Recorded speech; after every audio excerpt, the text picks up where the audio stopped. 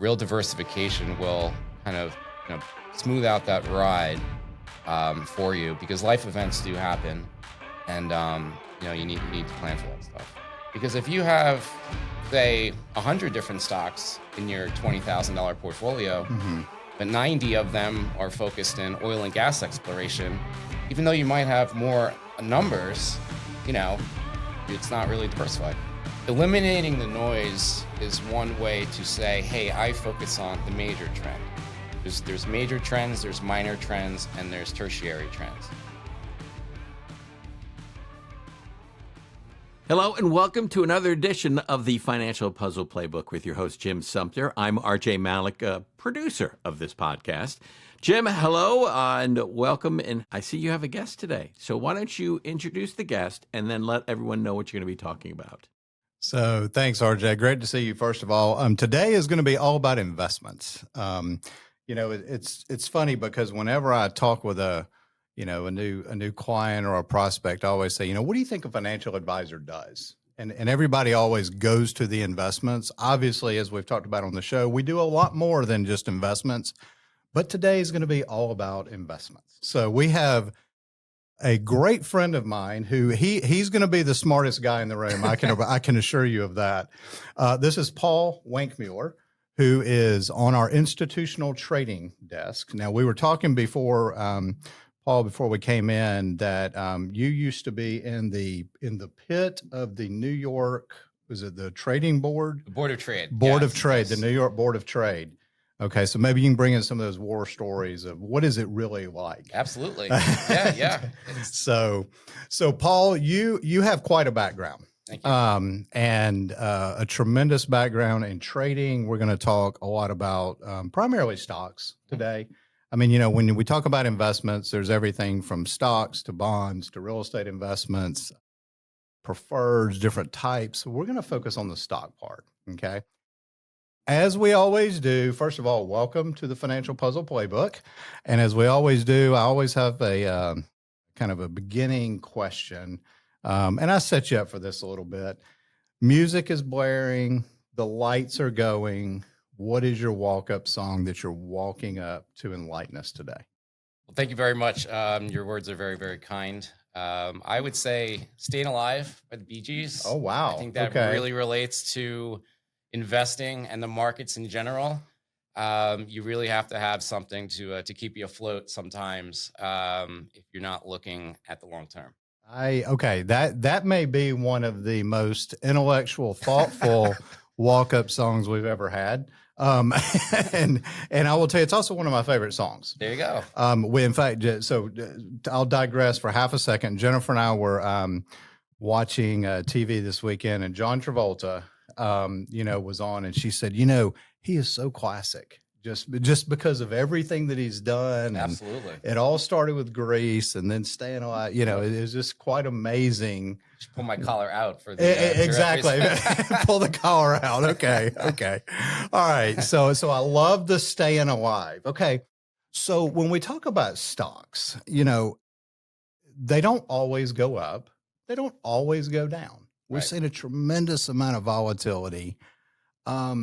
If you have someone that is maybe a risk-averse client, or you have someone that they want to take as much risk as they can, do stocks fit in both of those portfolios? Absolutely. As you just mentioned, the volatility is a metric, just basically represents the standard deviation of where that stock is expected to, the range of that stock, where that's expected, right? You also have something where you're looking at the speed. How long will the stock take to make that move, right? So both of those things really play into the decision for somebody to pick a stock. But most importantly, and we'll talk about this throughout the show, regardless of what stocks you pick, the diversification is really the metric that's going to help your portfolio. And using that tool, we'll be able to cater to both types of investors. Perfect. Okay.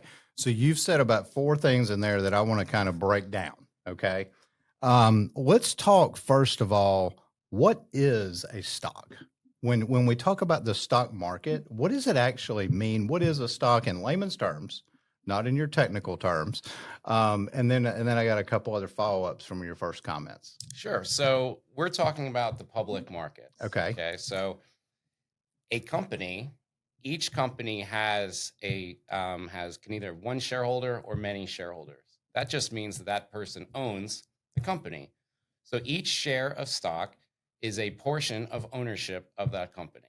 Okay. So in the private market, that could be, for instance, your dentist. He owns 100% of the shares of his dental LLC. Okay. He's not trading them, he's not buying and selling them, but those are still shares of stock. Okay. Now, the public markets, the beautiful thing about this country, the fact that you are able to participate in the cash flows of companies. Okay. So when a company wants to raise some capital, they will sell some of their shares of stock on an initial public offering, and that enables the public to participate in the future cash flows of that company. Okay. So that's where you'll see the NASDAQ and the New York Stock Exchange.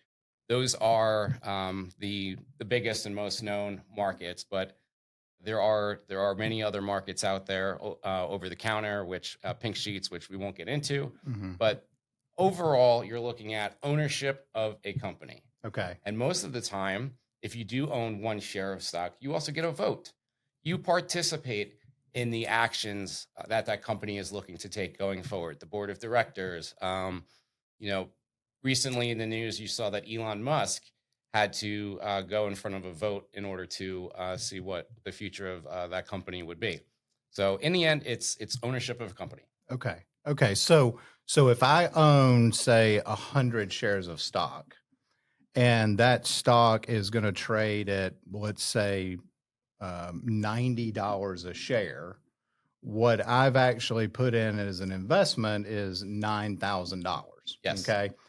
If my account total is, say, $20,000, and I have 9,000 in one company, and then let's say I own another company that I have 11,000 in, so I own two companies. Am I diversified, or am I still very, very concentrated? Very, very concentrated. Yeah. Think of it as if you're going to the supermarket. Okay. Right? And you're shopping for a week's worth of groceries. Okay. But so say you have half the cart is filled with chicken and the other half is filled with steak. Okay. Not really much variety there, right? Okay. You can think of the same thing for your portfolio. Okay. I like that analogy. And visually, you can see that as well. Okay. But the other thing to think about, Jim, is that what industry are both of those stocks in? Real diversification puts you into different industries, such as utilities. Tech is another industry, energy. So that is another thing to look at, because if you have, say, 100 different stocks in your $20,000 portfolio, Mm-hmm. but 90 of them are focused in oil and gas exploration, even though you might have more numbers, it's not really diversified. You're not really diversified. Okay. So let's talk about some indexes just a second. You brought up a couple of stock exchanges, so the New York Stock Exchange and the NASDAQ, and we have different companies that trade on different exchanges. But then we have different indexes. When we think of the stock market, a lot of people think about the Dow. Right. And I think what a lot of people don't realize is that's only 30 companies. Right. It is diversified companies, and it is among many different sectors, but it's still only 30 companies. Yes. Whereas like the S&P 500 is, we're pretty simple, is 500 companies, Good 30 of which is the Dow. Yeah. And so you have 470 others. So if I'm an investor that's kind of just starting out, okay, am I better off buying an index, or am I better off trying to choose some individual companies, or say a mutual fund that does a little bit of everything? Sure. Charles Dow, I just want a little history lesson here. Charles Dow, he is considered the father of technical analysis. Okay. His writings became the Wall Street Journal. So that's kind of, where all that came from. He came up with the idea of, coming up with a general idea of where the market may go. But that was in the 1890s, I believe. But going back to the indices, right? It is it basically gives you a representation of the health of the overall market, right? Okay. You can say kind of like a sample size for all the statistics people out there.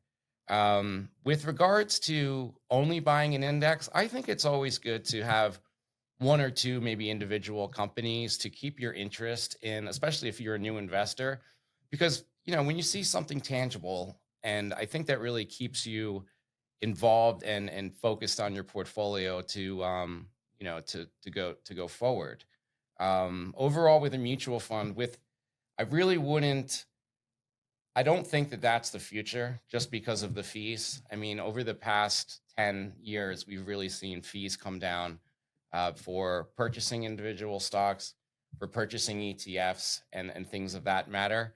So I really wouldn't look towards mutual funds for being anywhere near the future. Right. And I'll just tell you, so like on our website, we have sort of a glossary or a menu of, what is a mutual fund? What is an ETF?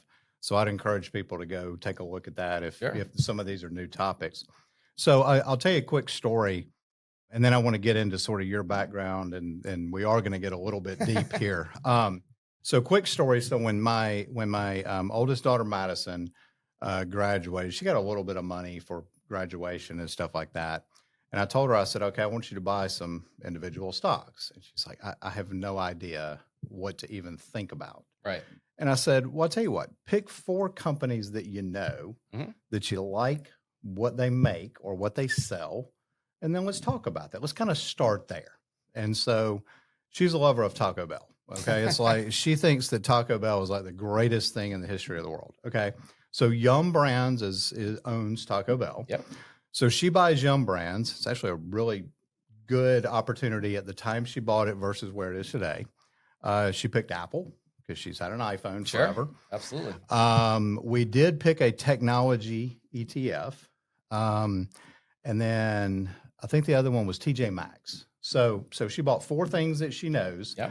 Now here's what's funny. You mentioned having ownership, okay, in a company, because you really do have ownership in that company. Yes. So she will walk into a Taco Bell, she'll order her number, whatever, and, they'll give her the thing. And as a lot of times happens when you go to a fast food, she gets like 8 or 9 packets of sauce. Mm-hmm. She'll take out 2 packets, she'll slide the rest of them back, and she'll say, I'm a shareholder. We don't need to be wasteful. And then she turns around and walks out. Sure.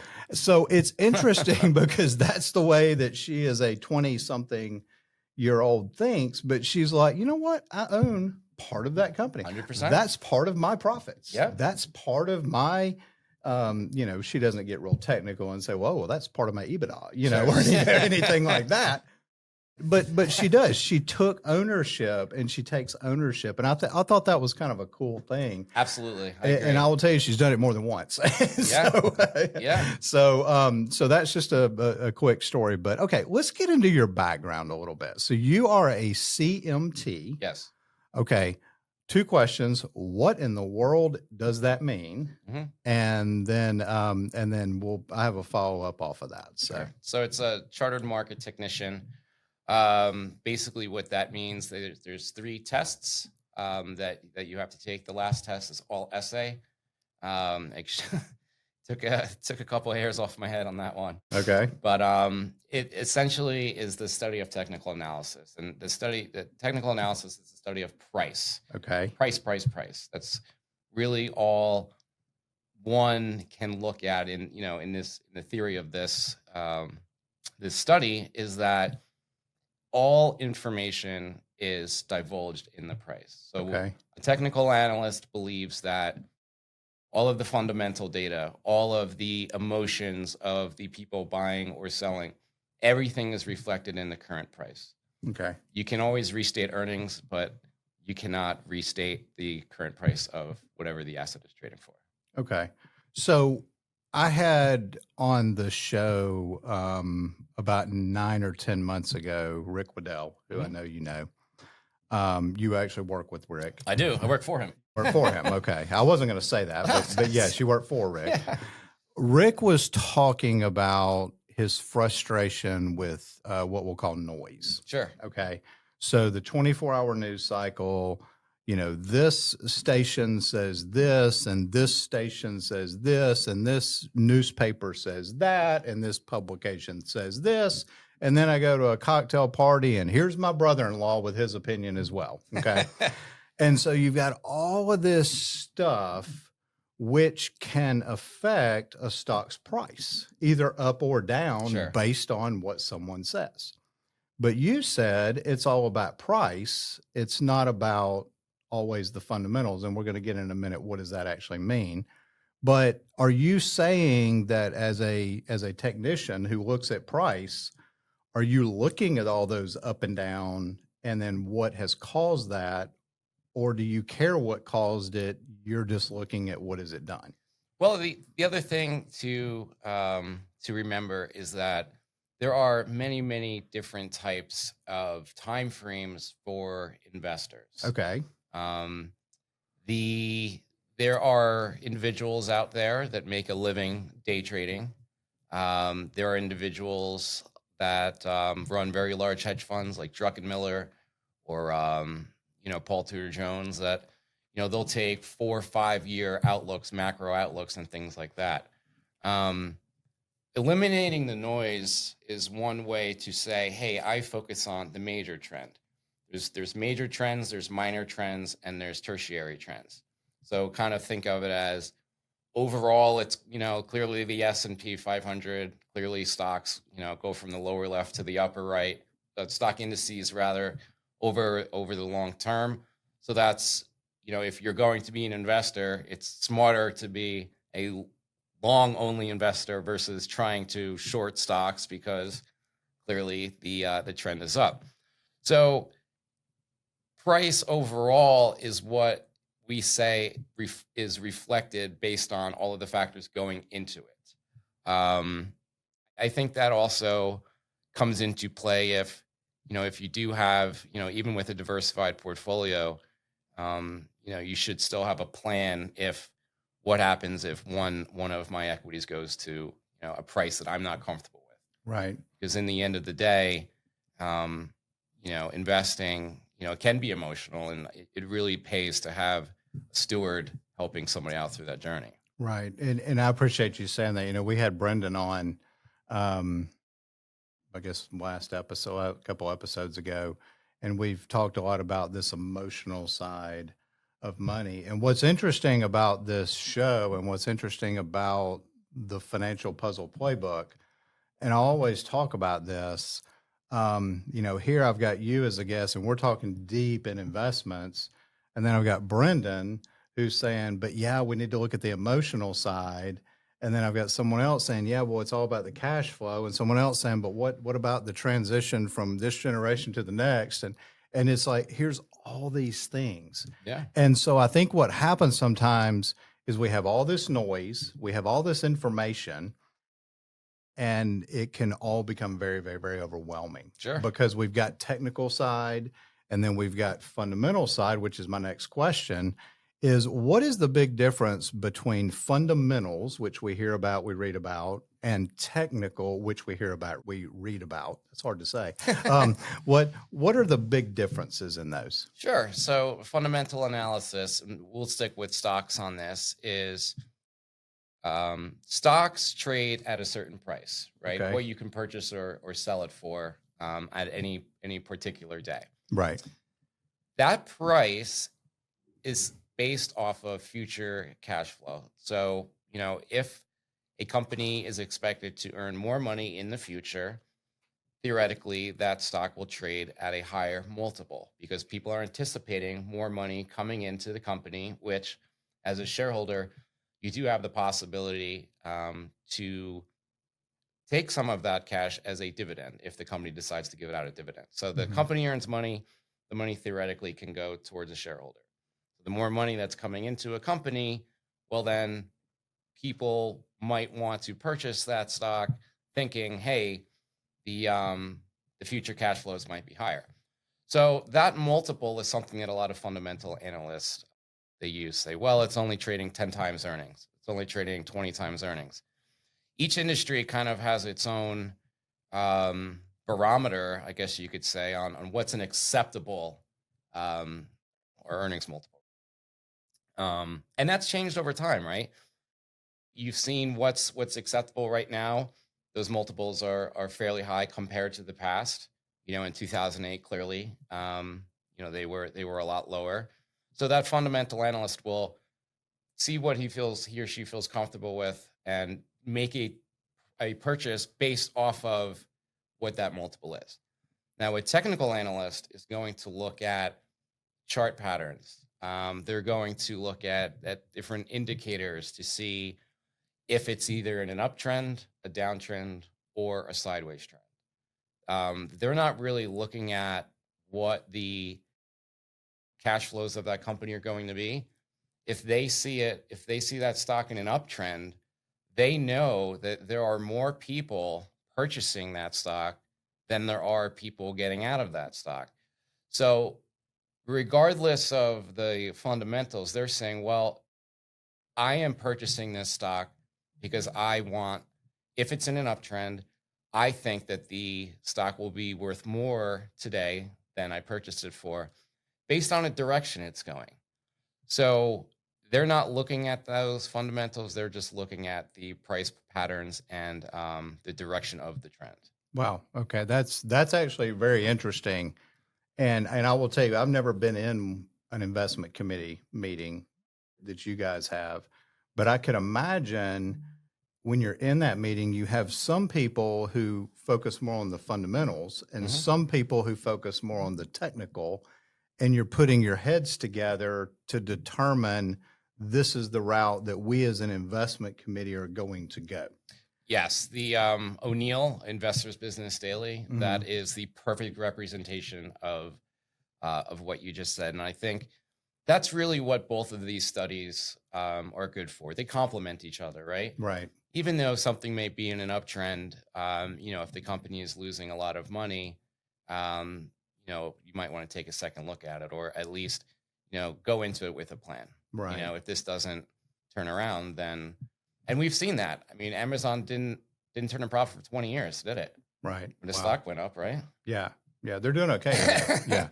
Yes. Yeah. They're on my road every day. So, absolutely. In fact, I think they were there 2 or 3 times the other day. Sure. It's those Black Friday sales, right? Exactly. Black Friday, Black Monday, or Cyber Monday. I think there's a Green Monday now. There's a Green Monday.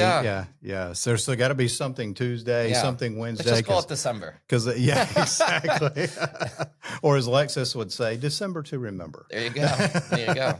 Exactly.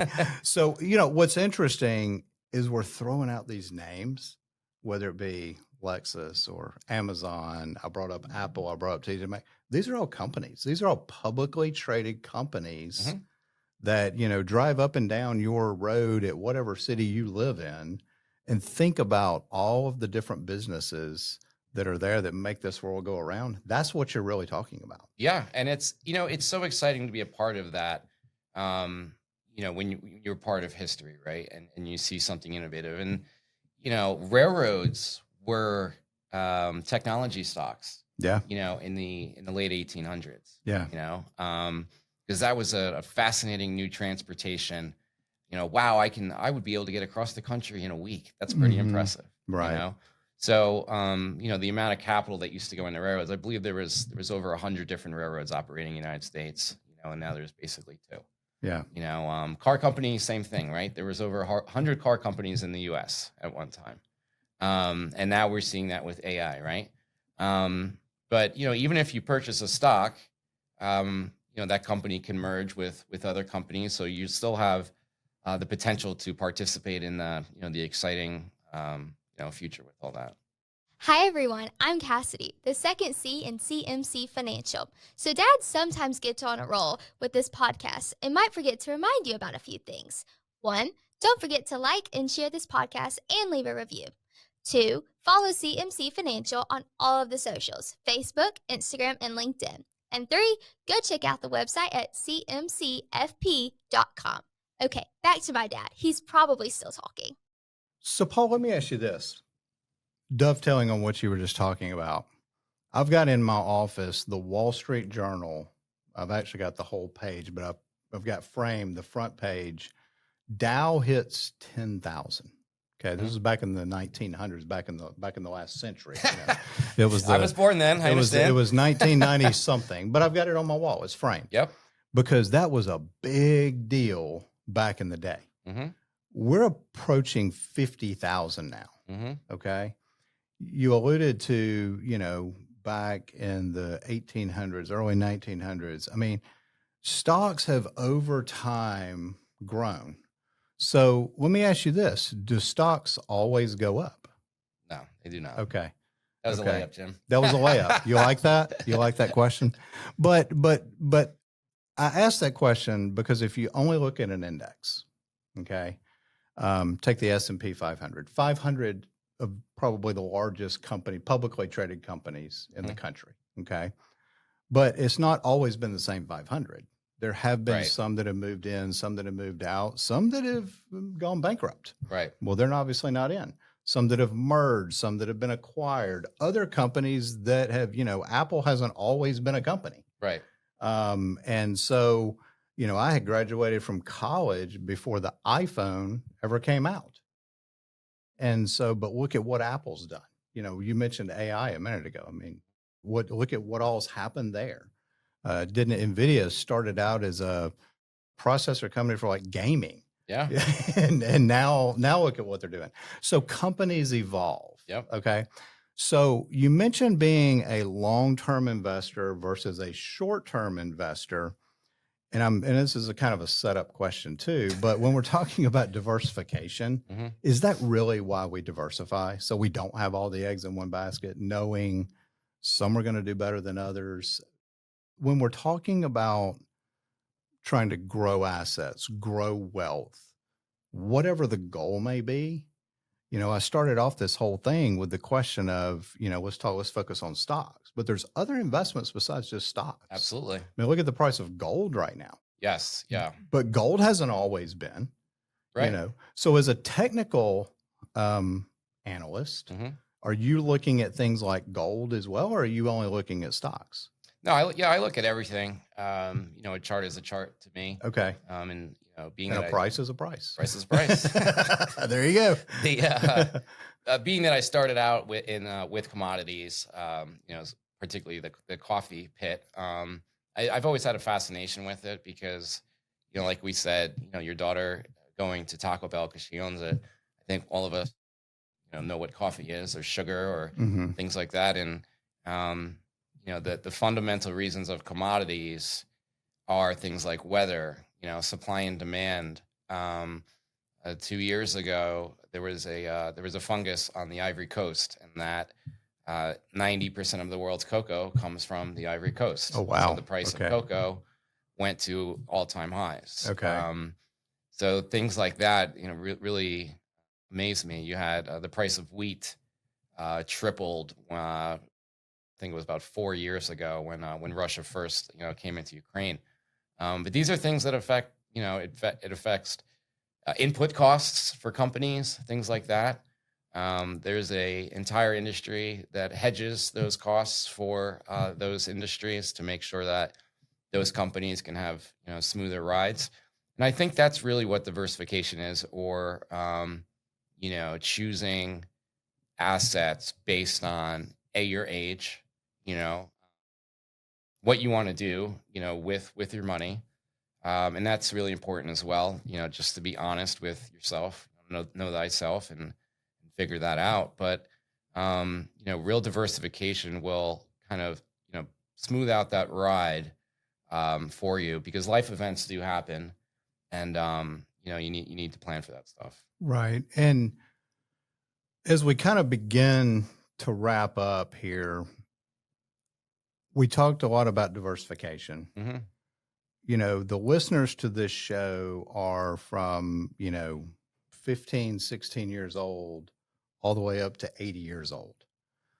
That's a broad range. Sure. Yeah. it's kind of like investments. Mhm. You know, investments are all over the place as well. So exciting, right? It is. I mean, It it's is. nonstop. It is. It is. When the U.S. market closes, the Asian market's open. And then the European market's open, and then the U.S. market's open again, and then the Asian market's open again. So it truly is worldwide. Yeah. And I think, we've both been in the industry for a while, so we've seen things evolve. We've seen things change. We've seen technology happen. It sometimes can get overwhelming. So for an investor, okay, if you're putting money into your 401k, you're putting money into your Roth IRA, you're putting money just away each month, you're putting money away for education. What do you do? I mean, I would argue, and I'm going to, argue, work with an advisor, things like that. But I rely on folks like you and your investment committee to guide us. But there's your group, your investment committee, there's others. I mean, I've got a plethora of different resources. So I think what we have to do a lot of times is just sort of take all the information, bring it back to who do you trust? Who do you like? Who's got good hair? Yeah, who do you enjoy doing business with? Yeah, absolutely. And I think that's really what it all comes down to. And so, Paul, let me ask you, final thoughts. Maybe it's a story from the old coffee days. Maybe it's something on diversification or how to read a technical chart. Final chart, final charts. Final thoughts that you would want to leave kind of with everybody. I think one thing that has always stuck with me in the realm of technical analysis is that I've always found that if a stock makes a new 52-week high, or particularly if a stock makes an all-time high, that should tell you that there's something going on there and there's momentum behind that. I think with individual companies, sometimes people think that lower prices, it's a better time to get in. But if you really look at, if a particular company is in a downtrend, you'd really want to make sure that the trend is changing. You want to be on, you want to pick, you want to pick the best horse in the race. Right. You want to be in the race. Right. Another thing that I've stuck with me is you can't win if you don't place your bet. You can't bet if you don't have any chips. Mm-hmm. So, I think it's very important to have, make sure you have a steady income and, make sure everything else is in a row and, always just give it a shot. Right. 1,000-mile journey begins with one step. Right. Honestly. Right. Go for it and be interested in it. Have some fun. Yeah. You could buy fractional shares now. You could buy something, for $10 if you really want to. Right. And read about it. Call the company. Why not? You're a shareholder, right? Absolutely. Absolutely. So let me ask you this, because we've covered a ton of stuff today. And really, we could have taken any one of these concepts and done an entire show on that concept. Okay. If we had another hour, which we don't, but if we did, right, and we wanted to come back kind of for part 2, what would be the next topic that we would talk about? Yeah, I think trends and sectors. I think it's really interesting. Over here at RFG on the investment, the institutional desk, rather, we will make changes and we will alter their portfolio based on, macro conditions. And it's very important to see what sectors are doing what. We also look at geography, and we have Europe and Asia and things like that. And honestly, it is really, really a great time to be able to be a portfolio manager because, with the click of a button, you can really take advantage of, the data that's what the data is telling you, really, and be involved in all these different markets. And that's real true diversification. Right. Right. Right. Well, Paul, I'll tell you, this. We've talked about doing this episode, Yeah, and you yeah. happen to be in Birmingham. Perfect timing. Actually, we're filming this as we're getting in December, getting ready for our office holiday party that we'll have later this week. So there's all these guys and gals that have come in from different places. You don't live in sunny Birmingham. You live in sunny Florida. Yes, I do. And so Yep. and so weather's a little bit different. You had to pull out the sweater. I don't know if you had to do that yet. I did, So, yeah. yeah. Pulled out the sweater, but I Yeah. will also say we don't have state income tax, and you're a tax guy, so I know you like that. That is true. That Coming is down very, very 6 true. months in a day, right, Jim? That is very true. You're trying to get me down there. So, Paul, this was a long time coming. I enjoyed having you. Thank you. And really, this is kind of a fascinating topic because it's the first time we really drilled down into stock. I absolutely want to have you back. Sure. We will get into trends and sectors, and we'll go deeper Sounds on great. some stuff. But thanks for being on the Financial Puzzle Thank you. Playbook. It's Yeah. been an absolute pleasure. Thank Absolutely. you, sir. RJ, I think that's all we got. So Does Paul want to give out some contact information? if somebody wanted to get in touch with you, how would they do that? Smoke signal. Smoke signal. LinkedIn is the best place to find me. Yep. And we're friends on LinkedIn, so Yep. you can find you through me. And RJ is, as always, our, best way is www.cmcfp.com or my direct number, 205-510-9074. And obviously we're on all the socials with LinkedIn, Facebook, Instagram, and our YouTube. So that is all we've got. And, we will see you at the next episode that we have you because we're going to have you back. Sounds good. This was fun. Yep. Thanks, Jim. Yep.